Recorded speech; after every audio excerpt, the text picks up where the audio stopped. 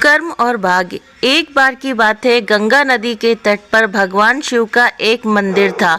उसमें एक पंडित और एक चोर रोज आते थे। पंडित जी शिवलिंग पर जल, दूध, फल, फूल चढ़ाकर मंत्रोच्चारण के साथ पूजा पाठ किया करते थे, जबकि वो चोर भगवान शिव को खरी खोटी सुनाकर अपने भाग्य को कोसता था और शिवलिंग पर चढ़े सारे फलों को खुद अकेले ही चुराकर खा लेता था। एक दिन संयोग से पंडित जी और चोर दोनों साथ ही मंदिर से बाहर निकल रहे थे। तभी अचानक चोर को मंदिर के द्वार पर सोने की मुद्राओं से भरी थैली मिली और उसी समय पंडित जी के पैरों में लोहे की एक कील चुभ गई। स्वर्ण मुद्राओं के मिलने से जहां चोर बहुत प्रसन्न हो रहा था, वहीं कील के चुभने से पंडित जी को बहुत कष्ट हो रहा था। लेकिन कील के चुभने से ज्यादा कष्ट और आश्चर्य पंडित जी को भगवान के निर्णय से हो रहा था।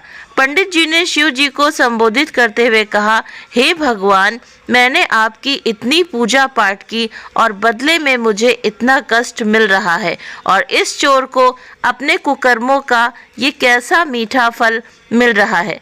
तभी अचानक भगवान शिव प्रकट हो गए और बोले, पंडित जी, आज ही के दिन पूर्व जन्म के कर्म से आपको फांसी होने वाली थी, किंतु आपके द्वारा की गई पूजा, आराधना और दान, ध्यान और सत्कर्मों के द्वारा वो फांसी की सजा घटकर महज एक कील चुभने तक ही सीमित हो गई।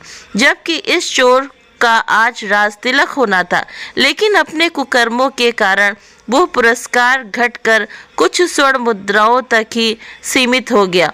कहानी की नैतिक सीख, व्यक्ति के द्वारा इस जन्म के संचित कर्म ही अगले जन्म के लिए भाग्य का कार्य करते हैं। संचित कर्म अच्छे या बुरे किसी भी प्रकार की हो सकते हैं। आप इस जन्म में जैसे कार्य करते हैं, अर्थात अच्छे जैसे दान, पुण्य, दूसरों की मदद करना आदि, तो यही कर्म जब तक आप जीवित हैं तब तक तो आपकी सहायता करेंगे ही।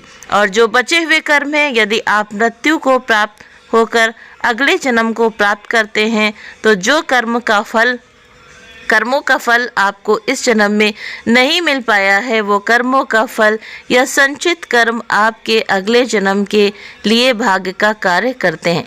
यदि आपके संचित कर्म अच्छे थे तो आपका भाग्य अच्छा है, और यदि आपके संचित कर्म बुरे थे तो आपका भाग्य बुरा होता है। अतः भाग्य को कोसने के बजाय संतोषपूर्वक अपने संचित कर्म करें, यानी कि आप अपने शुभ कर्म करें। किसी को सताना, किसी का ले करके अपने पास रखना, किसी को गालियां देना, तो ये भी कर्म के अंतर्गत आता है। आप जैसा करोगे वैसा ही आपको मिलेगा। बोया पेड़ बबूल का तो आम कहाँ से मिले। अगर बबूल का पेड़ यानी कि कांटे अगर किसी की राह में बिछाते हैं तो कांटे ही मिलेंगे, और अगर किसी को खुशियाँ देते हैं तो हमें खुशियाँ ही मिलेंगी। तो इसी दृष्टांत से हम ये सीखते हैं इस कहानी से कि किस तरह से हमें अपने कर्मों को करना है। कर्म को निष्काम कर्म करना है। कहने का मतलब है कि कोई भी, अगर हम किसी के लिए कोई मदद करते हैं या किसी को पैसा देते हैं, किसी भी प्रकार से अगर हम मदद करते हैं, तो अपने मन में ये भावना ना लाएं कि हमें भी ये कल को देगा।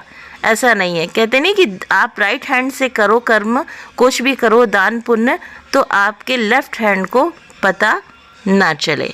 Thank you.